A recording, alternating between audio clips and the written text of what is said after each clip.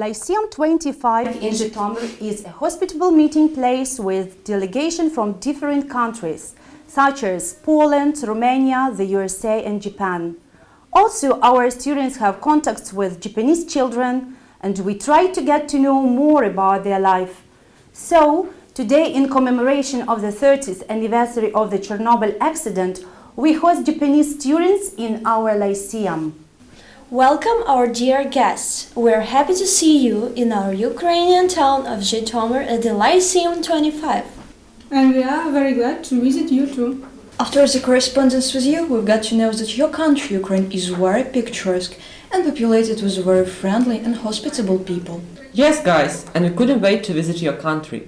We've also got some valuable experience about Japan, how you live, study, and there are many things which differ from our lifestyle, and it's great. But we know there are some common things in our lives. Japanese and Ukrainian people have suffered from nuclear crisis at Fukushima Daiichi and Chernobyl power plants. Yeah, it's true. But what happened in Chernobyl power plant? Well, on the 26th of April in 1986, in response to a technical test in Unit 4 at the plant, xenos poisoning of the reactor occurred. This was human error and violation of procedures. The unsafe reactor design caused instability at low power due to a positive void coefficient. When an improper test was conducted at 1 a.m., the reactor became prompt critical. This was followed by a steam explosion, which exposed the fuel, a raging graphite fire, and a core meltdown. We know that the accident at Fukushima plant was sharply different in its cause. Is it true? Yes, certainly. The plants in Japan were not designed with consideration of such a huge tsunami, and beginning on 11th March 2011, Fukushima nuclear power plants lost power to magnitude 9 earthquake and tsunami, and lost capacity to operate emergency cooling system and spent fuel pools at the site. Fuel meltdowns and redox reactions between water and fuel, cladding at the elevated temperatures, led to venting and massive oxyhydrogen gas explosions, which seriously damaged units 1, 2, 3, and 4. As far as we know, in both accidents, most of the radioactive released was due to volatile radionuclides, cesium, iodine, noble gases. However, the amount of refractory elements, including actinides, emitted in the course of Chernobyl accident was approximately 4 orders of magnitude higher than during the Fukushima accident. You are quite right. The Chernobyl incident of 5,000 petrobarrels, including noble gases, into the air about 10 times that of the Fukushima plant. And how much reactor materials has been released at Fukushima? Japan's Nuclear Safety Commission has estimated the Fukushima plant's reactors has released up to 800 petobecquerels of radioactive iodine, 131 per hour up into the air. Oh, it's very awful, and the most awful thing is that all this radiation has negative impact on Mother Nature. The exclusion zone around Chernobyl was established at 4,300 square kilometers. At Chernobyl, the reactor was surrounded by people. It is surrounded by farmlands, and it is surrounded by cities, where almost part of people, animals, plants got in danger, and only groundwater wasn't a problem. Actually, it's not in our case. Fukushima prefecture has mountains immediately to the west, and those mountains prevented the radiation from reaching the west coast of Japan. The majority of the radionuclides, more than 80%, was transported and deposited in the Pacific Ocean. Unfortunately, at Daiichi, the nuclear fuel is in contact with the groundwater because the groundwater has leaked into the bottom of the containment building, and it's gotten into other buildings that surround the containment. The key is to keep the water out. The solution is not to pump the water out of the containment, but to prevent it from going in. What we need is an underground wall.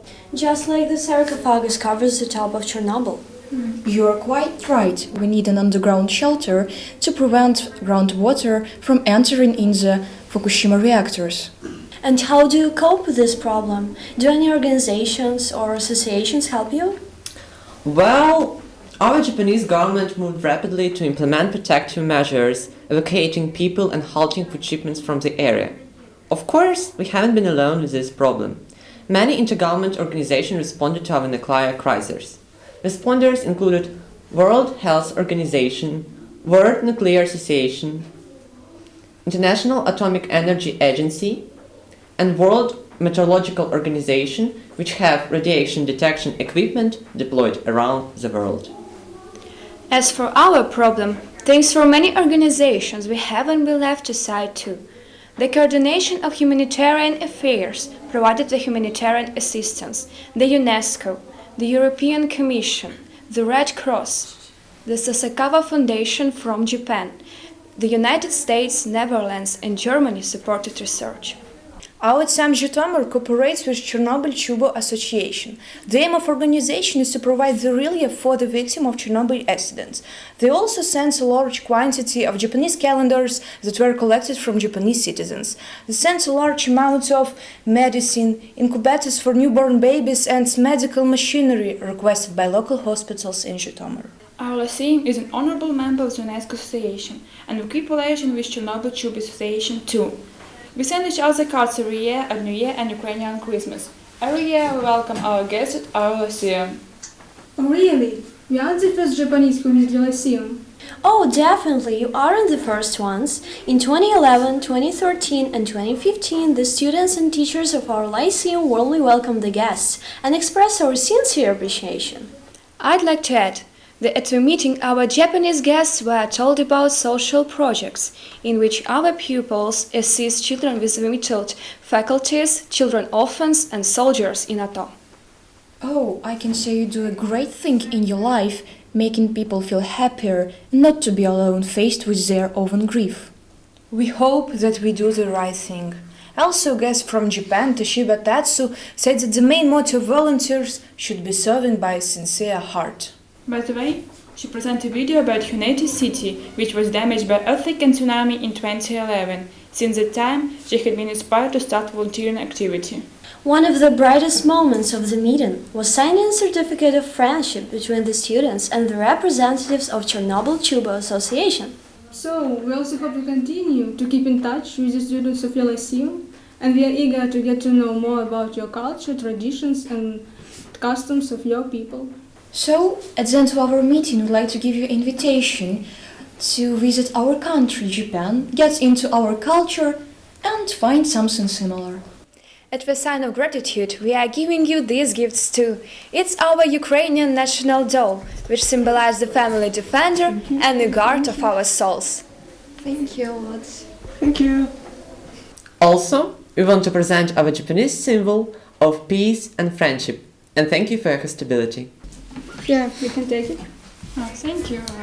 Oh, it's very pleasant. Thank you very much. Thank you. Yes, Thank you. Thanks a lot. We are grateful for your hospitality and look forward to you visiting our country. Goodbye. Bye! See you in Japan.